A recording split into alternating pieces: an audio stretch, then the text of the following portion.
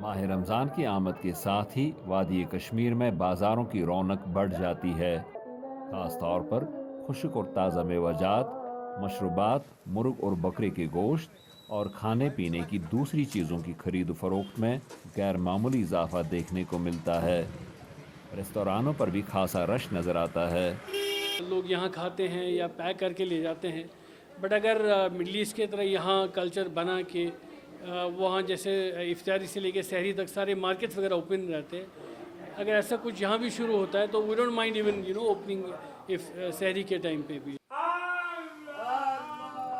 2014 में सरकारी तौर पर जारी किए गए एदाद-ओ-शुमार के मुताबिक मुसलमान भारत की ज़ेर इंतज़ाम रियासत जम्मू कश्मीर का 67%, जबकि वादी कश्मीर की कुल आबादी का 97% हैं।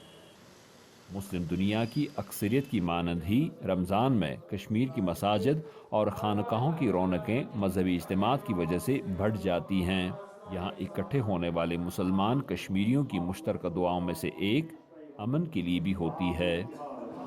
जैसे कि हम जानते हैं 2018 में यहाँ पे कश्मीर में सबसे ज़्यादा किलिंग हो गई, तो हम यही चाहते हैं कि ये इस माह रमज़ान की वसालत से कि ये एक अमन तरीन ना एक साल गुजरे 2019। तो हम इस रमज़ान यही दुआ करेंगे कि जो 2018 में हालात ख़राब थे वैसा और ना हो।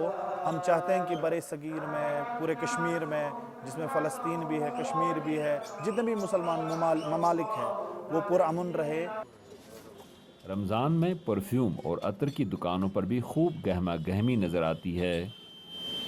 खुशबू लगाना जो है नबी सल्लल्लाहु अलैहि वसल्लम की सुन्नत है, तो लोग रमज़ान में और भी ज़्यादा इस्तेमाल करते हैं इतर को। लोगों का बहुत अच्छा रिस्पांस है, अल्हम्दुलिल्लाह।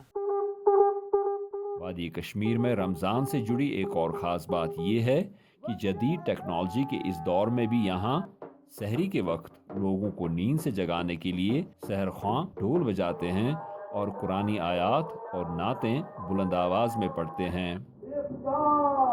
जुबैर डार के साथ Yusuf Jameel, voice of America, Srinagar.